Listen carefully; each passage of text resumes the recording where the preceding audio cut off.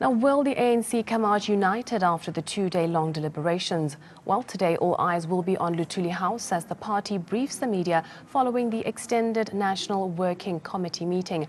The top brass brainstormed behind closed doors over calls for Zuma's exit.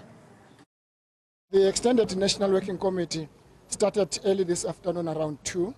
The meeting is still in session, and we can't say as of now how long it will take, but it's attended by 6 officials. Just one official left now because of her responsibility in Parliament, Mamu Baleka. The rest of officials are present, with chairpersons and secretaries from all provinces are present. We'll brief you tomorrow at 11 o'clock in the morning here at Luthuli House. The nature of which, how is it going to be addressed, is something that will be finalized by the meeting. On Tuesday, there was a massive show of strength by Zuma supporters at Germiston Stadium. Thousands of members of the ANC Youth League, COSAS, and members of the NEC came out in support of President Jacob Zuma amidst a fallout over the cabinet reshuffle. And the message was loud and clear: we stand behind the president. NEC member Nomvula Mokonyane said the ANC had resolved that Zuma would lead the party until the 2017 elective conference in December. Meanwhile, ANC Youth League Secretary General Njabulo Nzuza warned those who wanted to effect regime change through unconstitutional means. ANC ayijiki. UZuma uzoba umongameli we-ANC until ngo-2017 masifika e-conferencing. And understanding the transition between 2017 and 2019, uPresident uZuma uzoqhubeka umongameli size siyofika ku-2019. Those who want to remove the president must know that we will meet each other on the ballot. And when we go to the ballot, we will continue to vote for the African National Congress. What we cannot tolerate is an ANC that is divided, is the ANC that is not in power. So this gathering is a gathering to say to our leaders, please, we elected all of you, the 6 of you. We still trust the 6 of you united.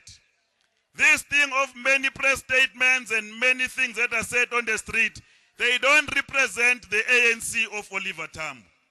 Many of us, comrades, we must say this year today, we never joined the ANC of Pravin Gordhan. We are not going to divide the ANC on the basis of an individual. ANC leaders at the rally praised Zuma's achievements. Zuma ensured that the poor people get social grants. Education grants multiplied 6 times on Zuma's insistence.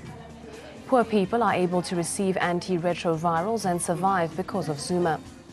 Zuma has given an opportunity to the youth to lead South Africa. Zuma took bold decisions to remove Gordhan for economic transformation. I haven't heard them speak this way in many, many years.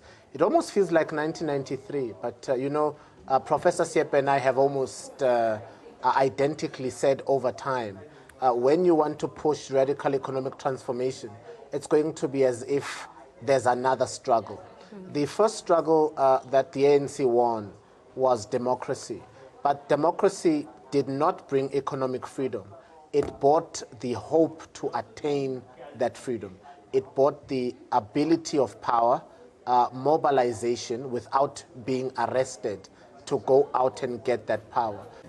Speaking from the podium, ANC structure spoke to answer every criticism of the president. On the removal of Gordhan, they said Gigaba has more experience of governance than Gordhan, that Gordhan was nobody before Zuma made him the minister, and that Gordhan turned his back on the people who made him. Deployment in the ANC is a matter of privilege and not entitlement. Addressing the row over the cancellation of Kathrada's memorial, ANC clarified that it was Ramaphosa who cancelled the Kathrada memorial and not the president. On the Save SA's oust Zuma call, ANC questioned how they never come out against ABSA. On COSATU's grudge of not being consulted over the reshuffle, the ANC said that everyone was consulted despite the fact that the reshuffle is the president's prerogative. As far as the Integrity Commission's report is concerned, the questions were raised as to how the report got leaked before it was even submitted to the president. ANC has disowned the minutes of the extended National Working Committee meeting at the party. It says that it was accidentally leaked last night by the party itself. Now, the disowned minutes of the meeting, however, were a giveaway on the thought process within the party's top brass, which seems to have firmly thrown its weight behind President Jacob Zuma. It seems that the president's backers are demanding that Deputy President Cyril Ramaphosa, Secretary General Gwede Mantashe, and Treasurer General Zweli Mkhize issue an apology for publicly disagreeing with the cabinet reshuffle decision. Let's take a look at some of the issues noted in the accidentally leaked but now disowned minutes of the NWC meeting. Firstly, it seems to suggest that officials must apologize for the public display of disunity and using the Constitution where it suited them to disgrace with the president's decision. Also on the agenda was the manner in which some NEC members and ministers behaved at Comrade Kathrada's funeral. Mobilizing by Pravin Gordhan was also discussed as per the notes. It also appears from the notes that the Integrity Commission has disowned the leaked letter asking for Zuma's resignation, and there is a suggestion that it may be withdrawn. The notes also make reference to the behavior of alliance partners hurting the organization's behavior of SACP and COSATU has also been condemned. Also noted was the fact that the cabinet reshuffle triggered a resurgence of the dead movement #ZumaMustFall.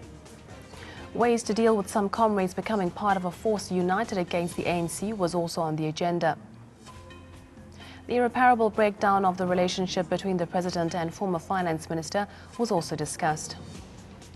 Finally, there were notes suggesting that South Africa's problem is a class struggle and that the removal of the president will not resolve such contradictions. The ANC was quick to disown the notes about its National Working Committee meeting, which they say were accidentally sent to its media mailing list. The party says, and I quote, "Communication was sent out in error. It is not an official statement of the ANC, neither does it represent the views of the ANC. It should thus not be used for the purposes of reporting." The ANC has come out all guns blazing against the alleged leak of ANC Integrity Commission's letter to President Jacob Zuma. Now, the ANC NEC member Nomvula Mokonyane has questioned how the Integrity Commission leaked their letter to the media before it even reached the president. This after reports emerged on Monday that the Integrity Commission had written a letter to Luthuli House recommending that Zuma step down for bringing the organization into disrepute. The letter, written by struggle veteran and Rivonia trialist Andrew Mlangeni, was leaked to the media. Mlangeni, who is also a Save SA member, had allegedly asked for an urgent meeting with the ANC's top officials to discuss the Commission's concerns regarding the cabinet reshuffle. Mokonyane says that the leak puts the Commission's integrity in the spotlight. Those who chair the Integrity Commission will tell us how they leaked their report to the media yesterday, before they could even talk to the president. But in any case, it is their report. We don't know it. It doesn't take us anywhere. Zuma will still lead. Their integrity is now under question.